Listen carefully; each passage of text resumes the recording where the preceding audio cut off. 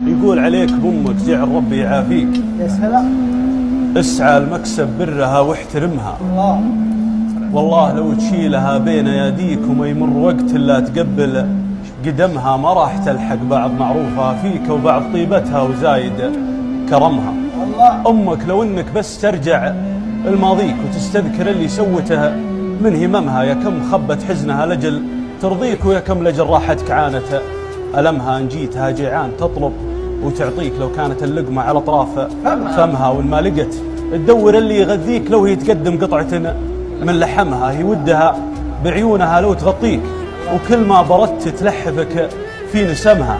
حتى المضرة كثر ما هي بتغليك، تطلب من الله لو معك تقتسمها. أمك إذا صكت بوجهك لياليك تفزلك، ما تنتظر من زهمها، تترك جميع الخلق لرضاك وتجيك لو عمرها افتر حيلها ما هزمها. تصبر ولا تطريق صورك وتشكيك، حتى لو ان الوقت جار وظلمها. تبقى بوفاها لو تغير مباديك، وعلى عطاها ما تبين ندمها. لا قلت يمه قالت ابشر ولبيك، ما حيرتك بلاءها او نعمها. افنت عمر شبابها وهي تربيك، حتى ظهرت شيباتها من هرمها. تفرح ليا من مر اسمك وطاريك، لو الربي من حنانك حرمها. امك هي التوفيق في درب امانيك، فرصه وحاول بالزمن تغتنمها. بذلها في كل طاعه تفانيك، عزتك في دنياك يوم تخدمها. ان كان عاشت في السعاده حواليك، وان كان ما عاشت بربي رحمها.